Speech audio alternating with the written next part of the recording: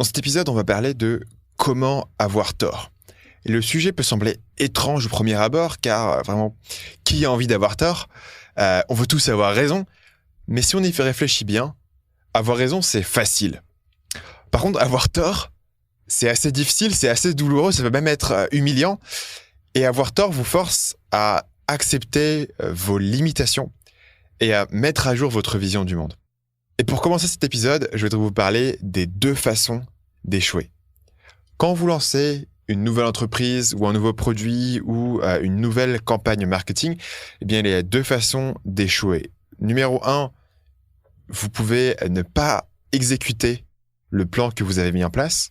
Ou numéro 2, vous pouvez exécuter parfaitement le plan que vous avez prévu, mais le plan et votre exécution ne donnent pas le résultat que vous avez escompté.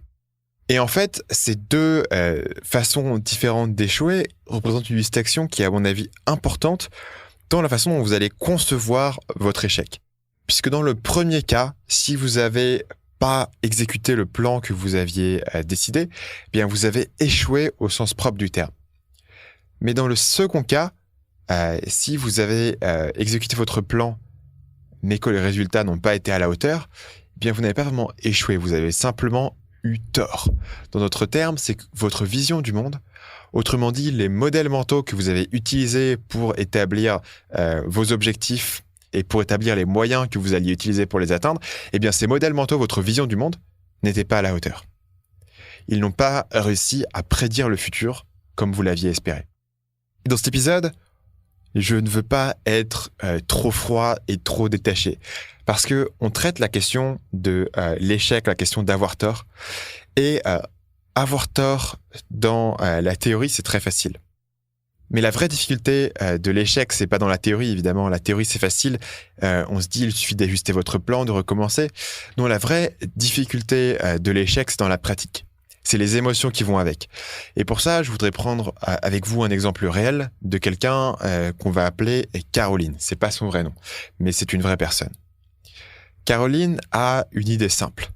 Elle vit au Vietnam et elle a accès à des artisans locaux de très bonne facture.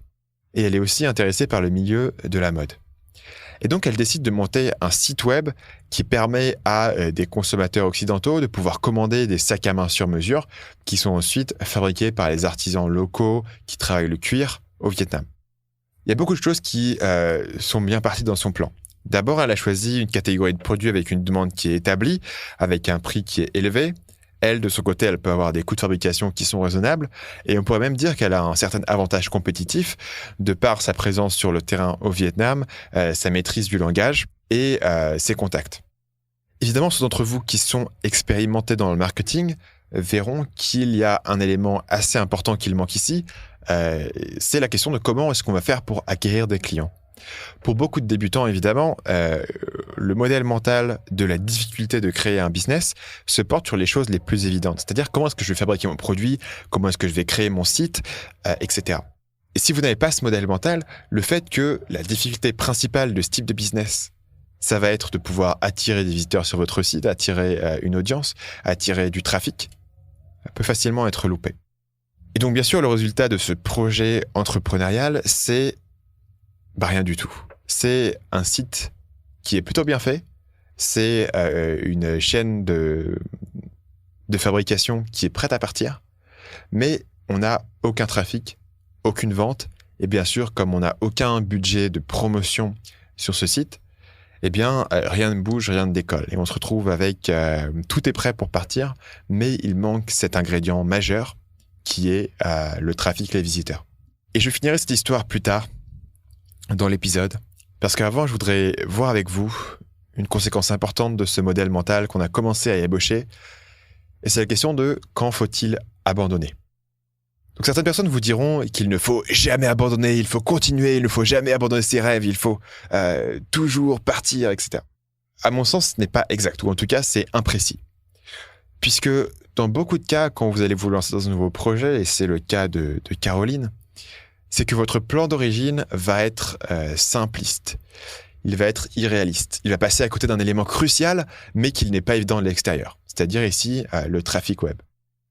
Et donc, ce qui peut pousser quelqu'un comme Caroline à s'attaquer à un marché du sac à main qui est un marché massif avec des très grosses marques qui sont actives sur le marché quand elle n'a pas de plan précis ou de vision précise de comment est-ce qu'elle va faire pour se différencier ou se positionner face à ces marques. Et elle n'a ni le budget ni les compétences pour combler ce trou-là. Et ça peut sembler évident vu de l'extérieur, mais dans la pratique, j'ai réalisé qu'on a tous nos propres points morts dans notre vision du monde, dans notre vision de nos projets.